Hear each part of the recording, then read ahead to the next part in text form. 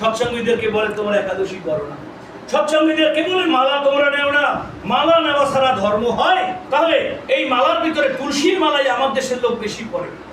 তারা এখন আজকে হরে কৃষ্ণ হরে রাম জপ করছে, আমাদেরকে জিজ্ঞাসা করে ও শিবতন্ত্রী ও কৃষ্ণতন্ত্রী, তাহলে তোমরা যারা সৎসঙ্গী তোমরা কোন তন্ত্রী?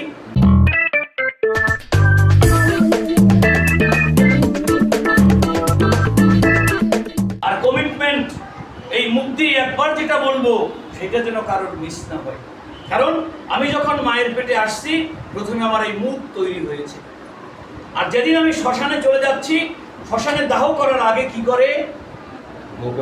মুখাগ্নি করে। আচ্ছা, মুখাগ্নির মন্ত্রে কি বলেছে আপনারা কেউ জানেন? মুখাগ্নির মন্ত্র কেউ জানেন?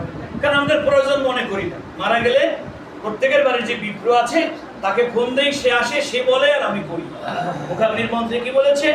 ওম কৃত্তাতো দুষ্কৃতং কর্মং জান্তা বাপ্য জান্তা মৃত্যু কালং বশং প্রাপ্য নরং পঞ্চোত্তমাগতম ধর্মা ধর্ম সমাযুক্তং লবমোহ সমাবৃতম দিব্যান লোকান স্বগচ্ছতু। কি বলছে? ওম কৃত্তাতো দুষ্কৃতং কর্মং জান্তা বাপ্য জান্তা। হে অগ্নিদেব, সারা জীবন এই মুখ দিয়ে আমি অনেক খারাপ কথা বলেছি, যে কথা বলার ছিল না তা করেছি। স্বর্গনরক আমাদের জন্য অপেক্ষা করছে। আজকে মানুষ হয়ে আসছি, পরবর্তীকালে আবার মানুষ হয়ে আসতে পারবো তো? ওই ল্যাংড়া খোরা তাদেরকে আমরা দেখছি, ইহকালে যাদের মাংস হাসি আনন্দে খাই, পরকালে মোদের মাংস খাবেই তারা ভাই। তত্ত্ব না জানিয়া করে শ্রবণ কীর্তন, তত্ত্ব না জানিয়া করে শ্রবণ কীর্তন, বহু জন্মে না পায় সে কৃষ্ণ প্রেমধন। সংসারে বসিয়া যদি তারও হয় ভাব উদয়, সেই সে পরম সাধু তোমরা জানিও নিশ্চয়। লয়ে নিজ নারী ব্রহ্মচারী সৎ চরিত্র রবে, হাতে কাম মুখে নাম সদা সৎ কথা কবে। পরসতী পরপতি কবু না স্পর্শিবে, তুমি না ডাকিলেও হরি তোমারে ডাকিবে। সত্যবাদী জিতেন্দ্রিয় হইবে তো যেই, না থাকুক তার ক্রিয়াকর্ম হরি তুল্য সেই। দেখছেন কাহিনীটা কেমন? তাহলে আমাদের সেই অগ্নিদেবকে বলছি, আমার জীবনে যত পাপ করেছি আজকে তুমি ক্ষমা করে দাও। কিন্তু স্বয়ং অগ্নিদেব আবার বলেছেন আমি তার অধিকার নই। তা তো সারা জীবনই আমরা পাপ করব, তাহলে আমি একদিন একাদশী করব, আমি উদ্ধার হয়ে যাব। সৎসঙ্গীদেরকে বলে তোমরা একাদশী করো না, সৎসঙ্গীদেরকে বলে মালা তোমরা নেও না, মালা নেওয়া ছাড়া ধর্ম হয়? আমি তাদের উদ্দেশ্যে বলতে চাই, আমি বলেছিলাম ওইরকম একটা প্ল্যাটফর্ম আমি চেয়েছিলাম, আর আমাকে সেই প্ল্যাটফর্মটা দেওয়া হয় নাই। আমি ভেবেছিলাম এই অনুষ্ঠানটা যদি ইস্কন মন্দিরে হইতো, এই অনুষ্ঠানটা যদি আকরাবাড়িতে হতো, তাহলে দেখতেন একটা মাইক থাকতো, বক্স থাকতো, হাজার হাজার কৃষ্ণমতের লোকের একটা মাইকিং দেওয়া হতো। আর মানে যেটা গরুর ঘাস, মানে নিজের বাড়ির গরুর বাড়ির উঠানে যে ঘাস, সেই ঘাস তো খায় না, সেই ঘাস খায় না, সে অন্য জায়গার ঘাস গিয়ে খায়। আসলে দেশের মানুষ তো, তাই অত গুরুত্ব দেওয়া হয় না। যাই হোক, আমাদের তো সময় খুব কম। তাহলে এই যে মালা যারা নিচ্ছে, এই মালা আমাদের তো 5 প্রকার: তুলসীর মালা, পদ্মবিষ, প্রবালের মালা, রুদ্রাক্ষের মালা, আর স্ফটিকের মালা। তাহলে এই মালার ভিতরে তুলসীর মালাই আমার দেশের লোক বেশি পড়ে।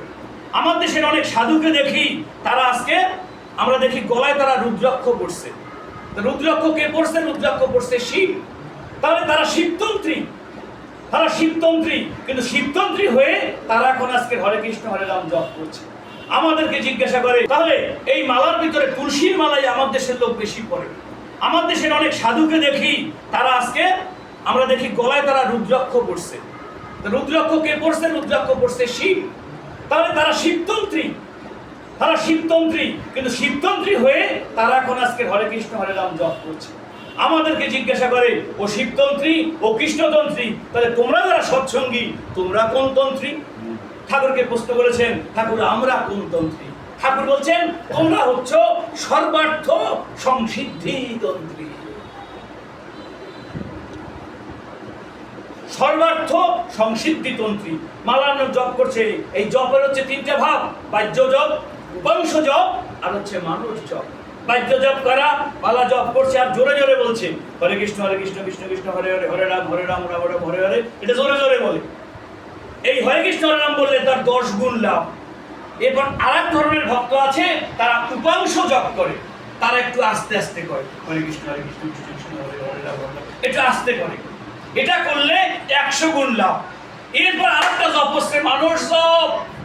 ঠাকুর বললেন যে মুখ দিয়ে উচ্চারণ করে না, দাঁত নড়ে না, ঠোঁট নড়ে না, হাঁটা চলায় বসায় হিসাব করে না, সেই জপই হচ্ছে কি মানস জপ।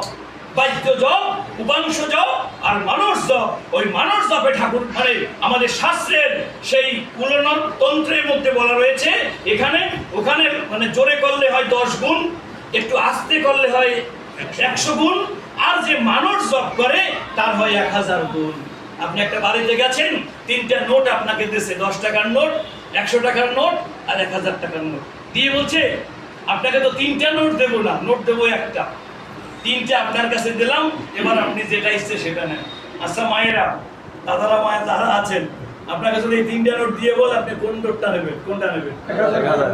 সবাই 1000-ই নেবে, কারণ 10 টাকার নোট নিলে আমি কিন্তু 100 টাকা পাবো না, 1000ও পাবো, আর 100 টাকার নোট নিলে আমি 10 পাবো কিন্তু 1000 পাচ্ছি না, আর 1000 নিলে 10ও পাচ্ছি, 100ও পাচ্ছি, 1000ও পাচ্ছি। তা আমার ঠাকুর হচ্ছে সেই 1000-এর ঠাকুর। ঠাকুর বাড়ি আপনারা যারা গিয়েছেন, আজ থেকে 50 বছর আগে অত্যন্ত গরিব এলাকা, সাঁওতাল প্রদেশের মানুষ, তারা ট্রেন লাইনে বসে পায়খানা করত। যখন ট্রেনটা বৈদ্যনাথ ধাম থেকে যেত, তখন তাদের অঙ্গের উপরে হাত দিয়ে রাখত। যারা গেছেন দেওঘরে, আপনারা অনেক আগের থেকে, অনেকে তো জান নাই, আমরা দেখেছি কি একটি জায়গা, এত খারাপ একটি জায়গা, সেখানেও বহু মানুষ, বস্তির লোক ঠাকুরের দীক্ষা গ্রহণ করেছে। দীক্ষা গ্রহণ করে ঠাকুরের কাছে এসে বললেন, ঠাকুর আমাদের একটু ইচ্ছা আপনি আমার বাড়িতে যাবেন। পাশে বসা রয়েছেন অনেক বড় ব্যক্তিত্ব, জনার্দন মুখার্জি, বসা রয়েছেন পঞ্চানন সরকার, এমনি অনেক বড় বড় জমিদার। শুনেই বললেন, ঠাকুর এই বদমাইশ, তোমরা ওই বস্তির মানুষ ঠাকুরকে নিতে চাচ্ছ, এত বড় সাহস? ঠাকুর ধমকে বললেন, থামো, দেখি কি বলতে চাই। ঠাকুর আমাদের একটু ইচ্ছা আপনি যাবেন। পঞ্চানন সরকার উঠে বলছে, ঠাকুর আপনি জানেন ওরা যেখানে থাকে ওদের প্রস্রাবের জায়গা নাই, পায়খানার জায়গা নাই, সেই পরিস্থিতিতে ওরা থাকে, আপনি ওখানে কিভাবে যাবেন? ঠাকুর বললেন, যখন স্থান দিয়েছি হৃদয়ের মধ্যে, তখন আমি একবার যাই না? তো ভক্তকে বললেন, তুমি 3 দিন পরে সকালবেলা প্রার্থনা শেষ হলে তুমি আমায় নিয়ে যেও, তুমি আমায় নিয়ে যেও। তো ভক্ত ঠিক ঠিক টাইমে এলেন, ঠাকুর পাল্লারে বসা রয়েছেন, ঠাকুরকে প্রণাম করেছেন, ঠাকুর আমরা আসছি আপনাকে দিতে। ঠাকুর বললেন, তাহলে চলো।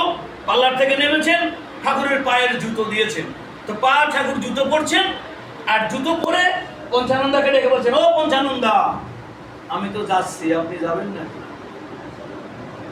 আমি তো যাচ্ছি, আপনি যাবেন নাকি?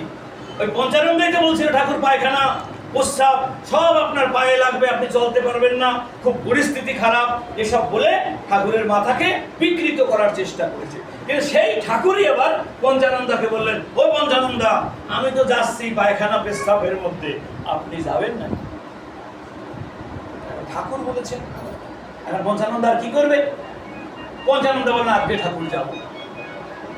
ঠাকুর হাঁটছেন, পঞ্চানন্দা হাঁটছেন।